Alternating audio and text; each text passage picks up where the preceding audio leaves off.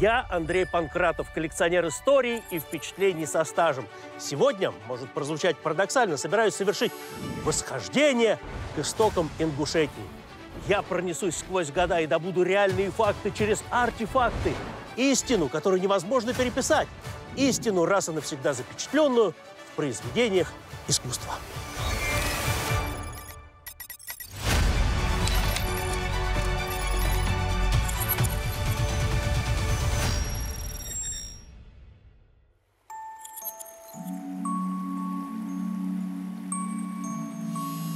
Я на левом берегу реки Сунджи. Сунджи в это время года выглядит неприметно.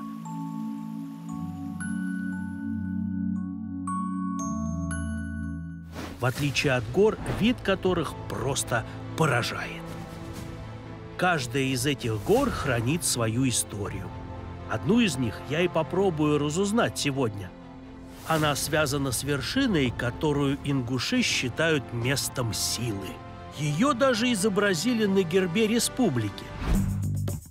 Чтобы проникнуть в ее тайны, отправляюсь в главную культурную сокровищницу Карабулака. Музей изобразительных искусств Ингушетии не очень большой, но в нем хранятся свои шедевры. Вот, например, кинжалы ингушских воинов конца XIX века. Между прочим, подлинники, собранные из личных коллекций. А вот это детали традиционного женского свадебного костюма. Здесь есть и бархатная шапочка, и расшитый золотом нагрудник. Ингушские невесты носят такие до сих пор. Картин тут тоже немало. Вот, например, работа известного мастера Аркадия Пластова «Настурции». А вот это полотно «Охотничьи трофеи» написал Михаил Кончаловский, сын знаменитого художника Петра Кончаловского. В общем, в этих залах стоит потеряться. Я же ищу картину, на которой изображена священная гора. Вот она! Это полотно называется «Восхождение на Мятлоам». Его создала уроженка этих мест художница Лида Оздоева. Экспонат загадочный. Я прочитал, что в нем скрыта история целого народа. Как это может быть? Попытаюсь понять с помощью моего виртуального помощника, мультимедийного гида в приложении «Артефакт», который развивается благодаря национальному проекту «Культура». Вот и первая загадка. Как вы думаете, кто или что является главным героем этой картины? На первый взгляд все очевидно. Одинокий джигит, изображенный на переднем плане. А вот и нет. Главное в этой картине не сам герой этой картины, а то, что он совершил восхождение на священную гору Мятлом. Гора, как центральная ось, вокруг которой вращается жизнь целого народа. Где-то я такое уже слышал. Вспомним хотя бы, что значил Олимп для древних греков, а Фудзи для японцев. Подъем на священную гору всегда был, да и остается уходом из мира живых в царство Творца. Это своего рода духовная практика, поиск ответов на вопросы «Кто ты?», «Зачем живешь?» и «Во что веришь?». Предки современных ингушей издревле селились на склонах этой горы. Здесь они строили святилища, в которых совершали жертвоприношения в дни летнего солнцестояния. Храмов было несколько: Мятар-дяла, Сусон-дяла, Мяцели. До наших дней дошел только последний. Его-то на своей картине и изобразила Лида Оздоева. Видите постройку за правой рукой джигита? Глядя на картину, кажется, что художница писала с натуры эту работу, но дело в том, вся интрига заключается в том, что художница не бывала в этих местах. Как же можно изобразить то, чего никогда в жизни не видел? Еще один парадокс. Чтобы разобраться с ним, отправляюсь в мастерскую Лиды Оздоевой.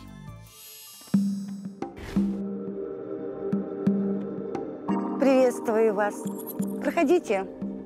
Моя мастерская скромная, но любимая. Вот здесь Лида Оздоева создает свои произведения. Оказывается, она художник-самоучка, рисовала с детства, но к своему увлечению поначалу всерьез не относилась. Выучилась на швею-закройщицу, преподавала в колледже историю стиля. Я помню какие-то карикатуры для двоечников. Я в кабинете, когда рисовала, ко мне заходили мои коллеги и говорили, предвещали мне: Лида, ты станешь большим художником. Но желание выплеснуть на холст свой внутренний мир Лида Оздоева побороть не смогла и стала создавать картины в технике коллажа. Рабочий материал Лиды – это рыбья кожа. Кто бы мог подумать, что здесь, в горах Кавказа, могут делать такие картины? Рыбья кожа дает мне глубину.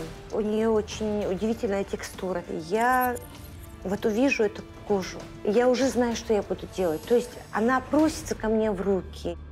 Когда я просто познакомилась, потрогала эту кожу, я поняла, это мое. То есть, знаете, столько лет прошло, и я поняла, что моя жизнь – это творчество, связанное с рыбьей кожей. Да, материал действительно оригинальный.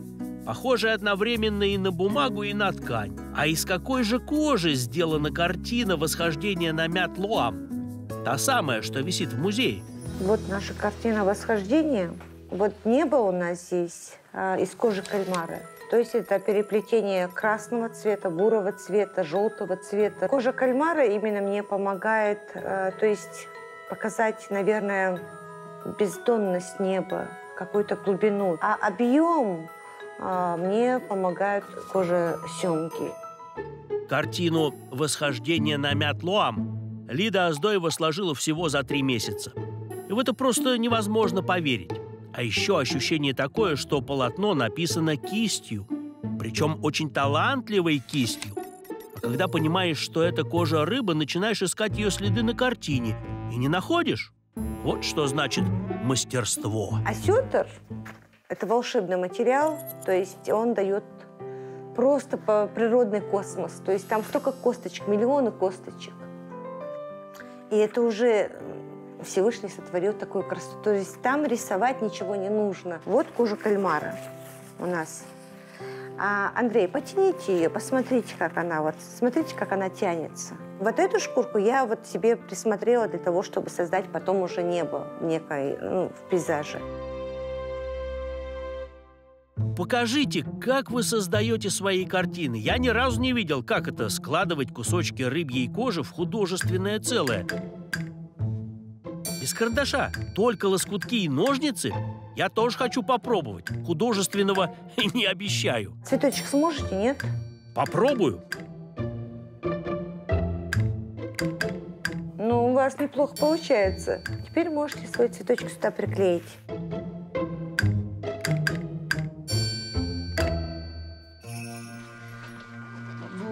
Кроме картин из рыбьей кожи, я нашел в мастерской Лиды Оздоевой целую коллекцию предметов, связанных с историей ингушского народа.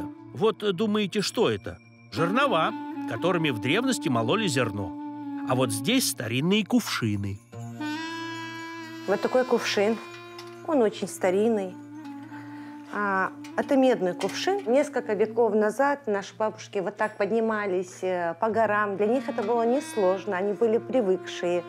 И носили с родника воду. Одним словом, когда ты прикасаешься к этой истории, ты чувствуешь, что ты вернулся туда, к нашим бабушкам. Где-то я такой кувшин уже видел. Конечно же, в музее. На картине Лиды Оздоевой ингушские мотивы. Он стоит там на красивом войлочном ковре. Это традиционный ингушский войлочный ковер, который называется истинг. Здесь изображены и рога оленя, рога бараньи рога и рога тура. На этом ковре мы видим стоит кувшин. По-ингушски он назывался кудл. Это водоносный кувшин. Он был изготовлен из меди. В этом кувшине носили воду из источников и хранили эту воду. Интересно, что на заднем плане этой картины, прямо за кувшином, в окне сторожевой башни, мы опять видим вершины, засыпанные снегом. Издревле наши предки почитали горы. А именно Мят-Лоам, она имела для ингушей особый сакральный смысл. Я давно мечтаю подняться на Мят-Лоам, но, к сожалению, из-за моей астмы я этого себе позволить не могу. То есть так получилось, что я поднялась на Мятлом в своей работе «Восхождение на Мятлом». Я не могла угадать, откуда восхождение, где обрыв.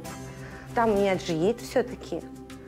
А я смотрела его глазами туда, где-то в пропасть, туда, где вот возвышенность, то есть мой край, моя стихия. Там столько свободы, я так хочу туда подняться. Но те люди, которые поднимались, утверждают, что это некая космическая атмосфера, то есть там по-другому думается. И вот есть желание подняться, почувствовать, что чувствовали наши предки, о чем они думали, чем они жили. А ведь это идея! Я тоже хочу взойти на Мятлоам. Очень хочется посмотреть на эту удивительную гору и сравнить ее с картиной Лиды Оздоевой. Узнать, похожа ли она на свой прототип. Путь на вершину Мятлоам не очень простой, особенно в такое время года. Дороги в горах размыты, вокруг еще много снега. Как там такие булыжники лежат, даже так не проедет. Но красота невероятная. Сейчас зима. Здесь очень красиво, несмотря на это, несмотря на то, что все представлено в серо-желтых тонах.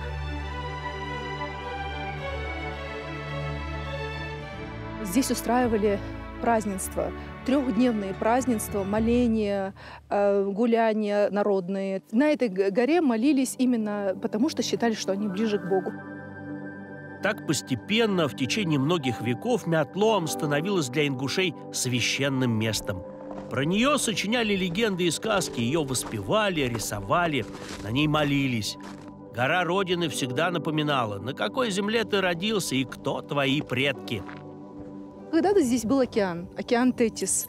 Вообще считается, что Черное и Каспийские два моря – это остатки этого океана. Но на самом деле мы каждый раз находим здесь подтверждение этому.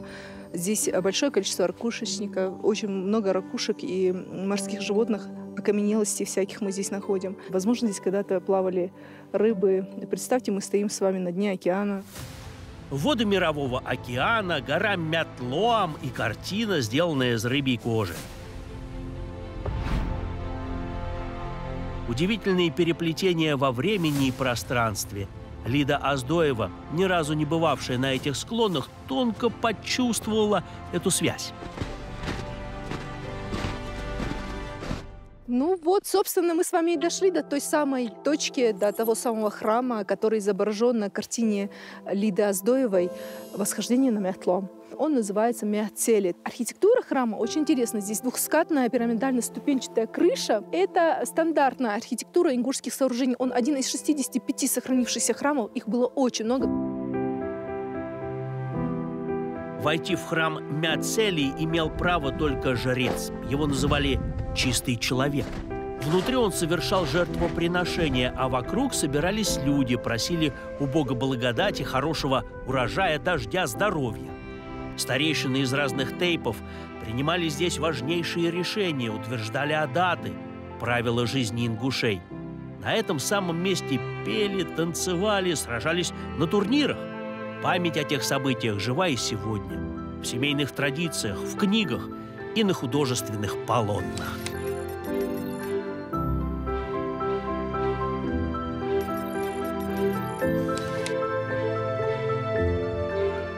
Спасибо тебе, Мятлоам, и тебе невероятная картина из Музея изобразительных искусств Ингушетии за удивительное путешествие вглубь веков.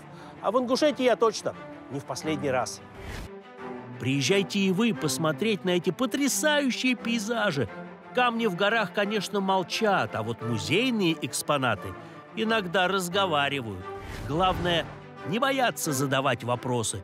Можно даже виртуально, через цифровые ресурсы национального проекта «Культура».